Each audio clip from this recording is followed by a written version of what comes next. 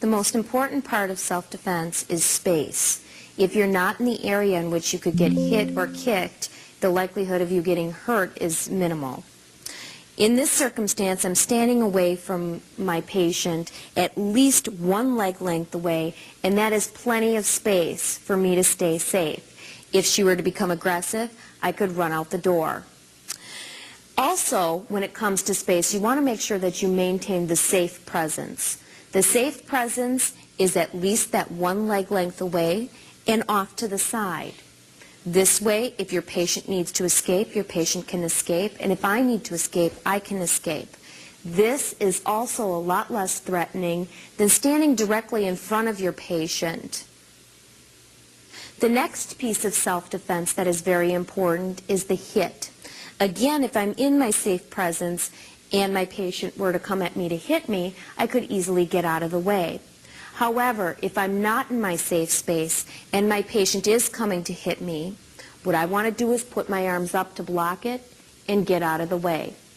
We'll do that again in a little bit faster motion. And I would get out of the way. If I do not get out of the way, what's going to happen is she's going to come at me with her next hand. The next piece of self-defense that I would like to show you is the kick. Again, if I'm in my safe space, I'm not going to get kicked. I could see her becoming aggressive and I could get out of the way. If I were not in my safe place and she were coming at me to kick me, what I want to do is I want to step into the kick, turn my body to the side, and keep my foot on the floor. Turning my body to the side gives me less or her less of a target in which to hurt me. Keeping my foot on the floor gives me more stabilization. If I were to pick my foot up and she were to kick me, I would lose my balance and fall over and she'd be able to hurt me. Again, to block a kick, you turn to the side, keep your foot on the ground. The next piece of self-defense that I wanted to show you is the wrist grab. If you are being grabbed by the wrist, what you want to do is you want to use the element of surprise, and you want to go in the direction of the weakest point, which is the thumb and the forefingers. To get out of a wrist grab, what you do is you step in and pull out. Pull away from the thumb and the fingers. We'll do that again in faster motion. That time what I did is I used my other hand to add some extra strength and just pulled out in the direction of that thumb and forefinger. If she were to grab me by both hands, I would use the same thing. My momentum, a little twisting motion, and the use of surprise, going in the direction of her thumb and forefinger. We'll do this again in faster motion. Again, what I'm going to do is pull out. If she were to grab my hand with both hands, I want to go again in the direction of the thumb and forefingers because that's the weakest point. Use the element of surprise and a very fast motion. In this case, I may notice that I might not have enough strength to pull one arm out.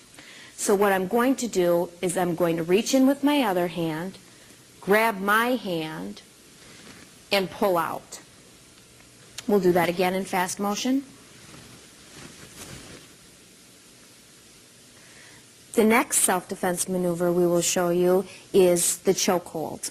If I am getting choked from behind, the first thing I want to do is, number one, shrug my shoulders, which will break the hold, put my hands up, and use the element of surprise in a turning motion to break the hold.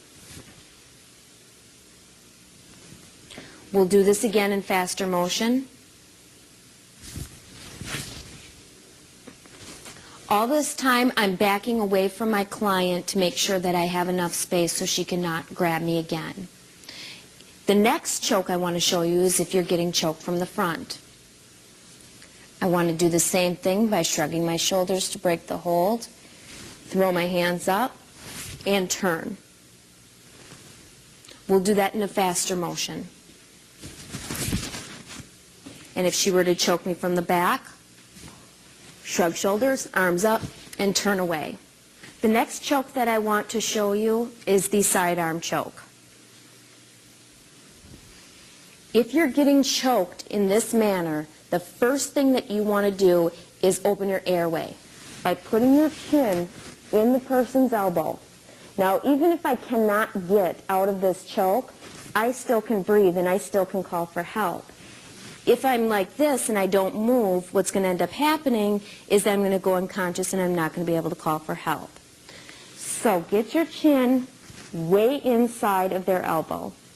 The next thing you want to do, if you can get out of it, is take your hand closest to their elbow, put it under their elbow, take your other hand and put it on their wrist, bend down, and back out of the choke and let go.